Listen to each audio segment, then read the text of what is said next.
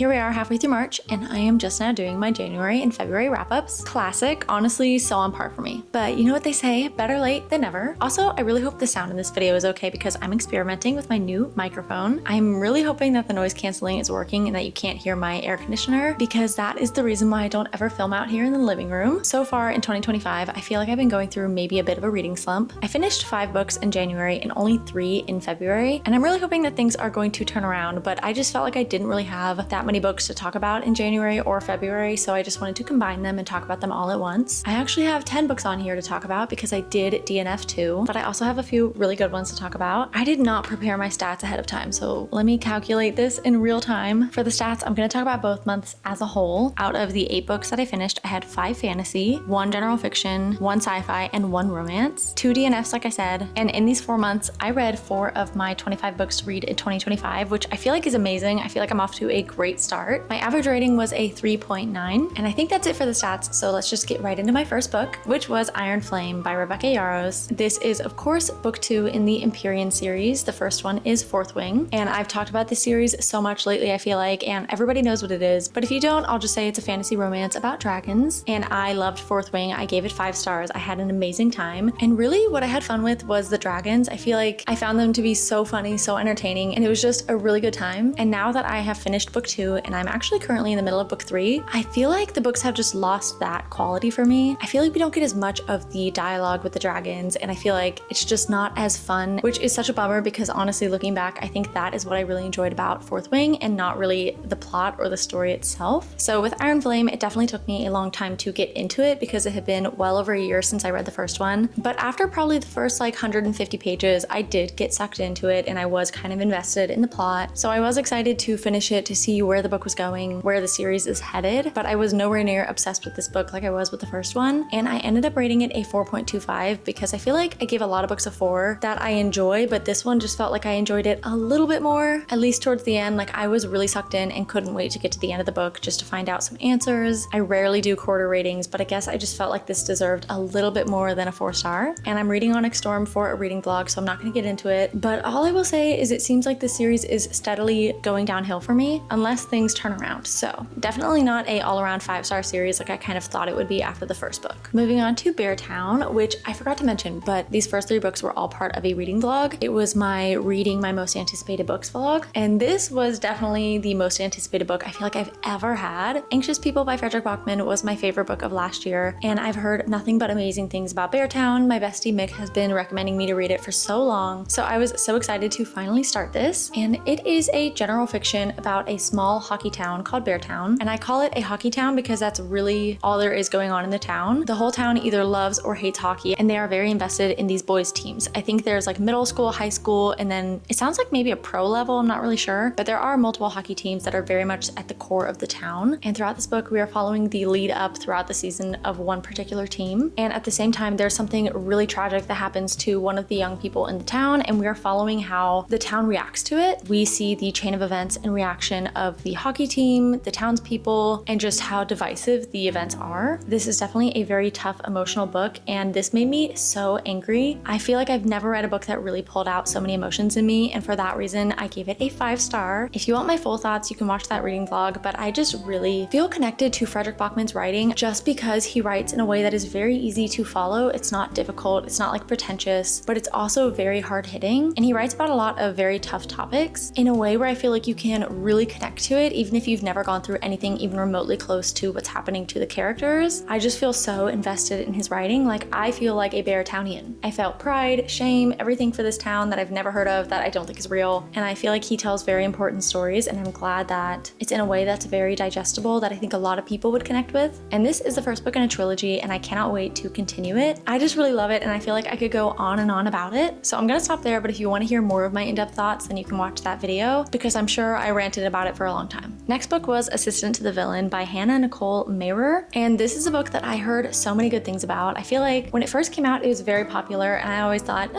like maybe I'll pick it up one day, and then all of a sudden I started hearing a lot more people talk about it and just say that it is such a fun kind of cozy fantasy that's very funny and whimsical, and I don't know why, but it just like skyrocketed to the top of my list, and I'm so glad that I finally read this because I absolutely loved this. This series is following Evie, who becomes the assistant to this man who's just called the villain, and and it's just this very ridiculous, whimsical world where there's not a whole lot of your typical fantasy world building or anything where it's difficult to get into the series. It's very easy to just jump right in, and it's definitely just a book that does not take itself too seriously. It's just fun. I don't want to feel like a broken record because, again, I feel like I've talked about this book so much, but I just really enjoyed the writing, and I can see how this is a book where maybe not everybody would connect with it because, like I said, it's very ridiculous. Like, we have this villain who is supposed to be big and scary and everyone in the town is totally afraid of him, but he's also this sweetheart who finds Evie in the middle of the woods, sees that she is down on her luck, and just offers her a job right away. And it's almost like we're in this corporate setting where he's got like all these people working for him to do all of these bad things. Overall, it's just very silly, and I had a fun time. I thought this book was actually quite funny, and I really enjoyed the characters. I found them to be so cute. I liked the romance. I just liked everything about it. For the first half, I was honestly teetering on giving this like a 5-star, but it just wasn't quite there, so I gave it a 4.5. And I really feel like I have no notes other than the fact that the plot itself was not really that defined in this book, I feel like. In this first book, I feel like it was much more about the atmosphere, like the villain, Evie, the lair, and all the employees and all that stuff, whereas I never really felt like there was such a solid plot going on until the end. So I guess that would be my only complaint, but overall, I just really enjoyed this. I find that I really love books like this that are very just casual, silly, goofy, not taking themselves seriously, and this one just really hit the mark for me. So if anybody has any more recommendations of books that are like this, I am all ears because I love these. At some point in January, I picked up Indigo Ridge, and I was kind of on the fence about this one for a while. As soon as I started it, I was like, yeah, I don't think this is really my cup of tea, but maybe I'll give it a shot, which this is a very popular series. It is a kind of cowboy romance series that has a little bit of a murder mystery to it at the same time, which that aspect of it really drew me in because I was like, okay, this seems way more fun than just your typical romance because we got a little bit of a side plot going on. But right away, I feel like this is one of those books where it's just very much physical attraction, very lusty between our two main characters, and that's just not something that I gravitate towards anymore. So immediately I was very turned off by the interactions between our two main characters, but I did try to push through it for a little bit, and eventually I just decided to DNF. This one might be a little bit more of a soft DNF because maybe eventually I will give it another try. For some reason, I'm kind of just not in a romance mood right now, so maybe things will change and this will be more my preference later on in the year. So I'm not going to unhaul it or totally write it off just now, but it definitely is not in my wheelhouse at the moment, and I was very disappointed to not get into it, but at the same time, I kind of expected to feel this way. Then we have Intermezzo, which was definitely a hard DNF for me. This is my first Sally Rooney book, and I actually picked it up because it was my book club's pick for January. I've always heard about Sally Rooney's unique writing style, the fact that she does not use quotation marks, and it seems like she's very much a love or hate kind of author, and I have always wanted to give her a try, but I don't think I would have ever picked this one up on my own, and I just had so many issues with this book. I unfortunately just really did not enjoy the writing style. One, of course, the lack of quotation marks is definitely not my favorite thing. I've read one other book that was like that, which was Severance, and it just took a little bit to get into it, but then I got used to the writing style and I feel like I understood what was going on. But with this one, I feel like I never totally understood what was going on because we kind of bounced around between different point of views, different timelines, and I never really knew, like, okay, is somebody thinking this? Are they saying it out loud? Is this in the past? Is it in the present? Like, I just was always so lost. And I also just didn't really love the story as far as I got. Let me check how far I got before I DNF'd it. I only made it to chapter 5, which these chapters were so long. So I was somewhere around like 130 pages. And this was a book where as soon as I picked it up, I think I read a couple of pages and then I was like, no, I cannot do this. I just know I'm not going to enjoy reading this. So I did get the audiobook, and I will say the audiobook was 10 times better. Like, I was able to understand it a little bit more, but I still felt so lost. And I also just didn't really enjoy the story. In the book, we have two main characters, which were brothers. One of them is a chess player and the other one is a lawyer, and there's like maybe a 10-year age gap between them. They aren't very close, and we are following their very separate lives, following, I think, the loss of somebody in their family. And I just feel like the whole thing was very gloomy and depressing. I have definitely heard that Sally Rooney is one of those authors that will leave you feeling empty, and I can totally see why. I feel like reading this, I felt hollow, I felt empty, like there was nothing redeeming about it that was making me feel good. But it's not like the story itself was really sad. It wasn't happy either. It was more so just kind of weird to me. But just her writing style, I feel like it definitely leaves me with that like hollow, almost like a gut-wrenching feeling, but for no reason. I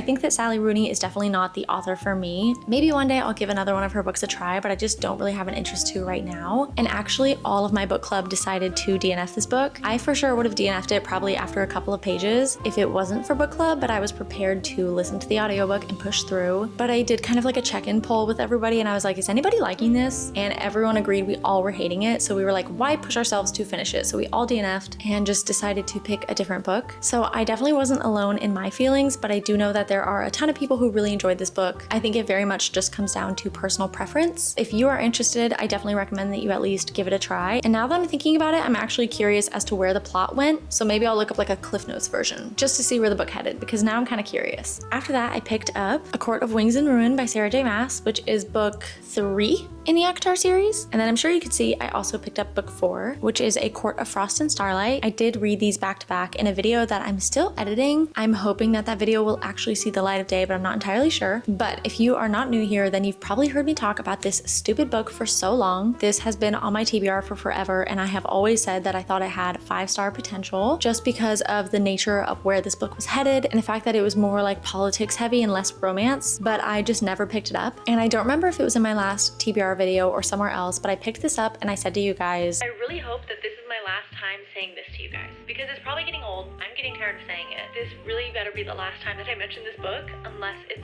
me reading it. And I'm very happy to finally be here saying that I read this and I knocked it off my shelf, and I actually did really enjoy this. I ended up giving it a 4.5 stars. Honestly, this maybe could have been a 5-star. Looking back at the footage of me reading it, it could go either way. It's definitely not a standout absolute 5-star, but I really enjoyed this. And it's funny because honestly, I don't really remember a whole lot of what happened in this book because I have the memory of a goldfish, but I remember that I just felt so like giddy while reading this. I was so into it. I was loving it. I was invested in where we were going with the plot. I was loving all of our characters. It took me a little bit of time to get into it and kind of remember where we ended off, but once I got caught back up, I was just like so sucked into this and I loved it. I am finally starting to see the real hype with the ACOTAR series. Like this book here kind of solidified that this is a really good series to me, or at least a very enjoyable one. Even if I did remember, I can't really tell you anything about the plot because I don't want to spoil books 1 and 2 if you haven't read them yet. The only thing that turned me off of the book was definitely these spice scenes. If you can't tell, I am definitely just not feeling romance and not feeling spice at the moment. And if you read fantasy romance, then you know that a lot of times the spice scenes are just very interesting. There's usually something different about them. And whenever something came up, I was like, okay, this is definitely weird. I'm not loving it. I was kind of laughing at it, like cringing my way through, but I don't want to yuck on anybody's yum. Like it's definitely just a preference thing I think that I'm just not in the mood for right now. But other than those scenes, I just flew through this book and I really enjoyed it. I think I read it in like a week, actually less than a week. And this book is really thick, which was number one reason why I did not read it for so long. So the fact that I flew through it, I feel like is kind of a testament to how much I enjoyed it. And then A Court of Frost and Starlight is just a little tiny kind of holiday novella. So I gave this one a 4 stars because I feel like it basically did what it was meant to do. It wasn't anything revolutionary. We didn't really have anything going on plot-wise. I have heard people say that you could skip this book and just move on to the 5th one. And I feel like there was one thing that came up where I was like, actually, I feel like this is maybe worth reading it, but I can't remember. But I don't think that novellas like this are meant to be anything memorable. It's just more so like a little bit of extra fun time with characters that you hopefully already love. So that was it for January. And in February, I think I took like 25 days to read Funny Feelings by Tara DeWitt. This is just a contemporary romance that is not very long. It's like 300 something pages. It should not have taken me so long, but this is when I feel like I was really in a book slump. I just wasn't really picking it up that often, but when I was enjoying it. I just feel like this wasn't anything special that really blew me out of the water. I've had this book on my TBR for a really long time because I've heard amazing things about it, and I do think that it was good. I just didn't think that it stood out compared to any other romances I've read, so I gave it a 3 star. This one is about Farley, who is a comedian, and then Meyer, who is her manager. There's a bit of an age gap. He is a single dad, and the two of them start fake dating. In terms of the romance, I liked it. I think that Meyer was a really great dad, and I loved the way that his daughter was represented and incorporated into their relationship. And I thought that they were good together, but I wasn't like swooning for the romance or anything. And then in terms of the comedy, I was not like laughing out loud or anything, but I didn't find it to be cringy, which I feel like a lot of times, maybe this is harsh, but a lot of times with rom-coms, it feels like the author is trying really hard to be funny, but it just doesn't connect with me. And a lot of times it's just cringy. And maybe part of that is a generational thing, but I just feel like it's also really hard to translate comedy through written text. It just doesn't deliver for me a lot of times. For a book that I was told was really funny going into it, I was maybe disappointed a bit, but I also just had the expectations that it wasn't really going to be making me laugh out loud, and I wasn't cringed out, so I guess that's that's really all I can ask for. Maybe I'm a bit of a harsh critic when it comes to judging if a book is funny or not, but I feel like that part of the book met my expectations. I just feel like in terms of the romance and everything together, I wasn't super impressed to where I would run out and recommend that you read this over any other romance. But at the same time, I definitely recognize that it took me so long to read this, which is never a good thing for a book. So it definitely could have been a situation where if I read it at a better time, I would have enjoyed it even more. So take everything that I say with a grain of salt with this one. Then we have This Is How You Lose the Time War by Amal El Motar and Max Gladstone. This is a sci-fi that I've wanted to read for a really long time, and it's a very short read. So I was expecting it to be something I could kind of fly through that would be a fun experience. And honestly, I did not love this book. And I don't know if it was really a book thing or a me thing. And I definitely go into this in my 24-hour readathon that I just posted. So I don't want to be too repetitive, but this was just really wordy. It's definitely written in a very like poetic style where nothing is very clear as to what's actually going on. It's very overly descriptive, but in this very cryptic way. And I just don't think that that's the kind of writing for me. I don't want like really watered down writing that's spoon-fed to me, but I also just prefer something that's a little bit more straightforward. This was definitely a little bit too convoluted for me, and I just didn't connect with it as much as I hoped I would. When I originally bought it, all I knew was that it's a sci-fi about two people on opposite sides of a war who are writing love letters to each other, and then there's some element of time travel involved, and that sounded really fun. But then when I heard that it's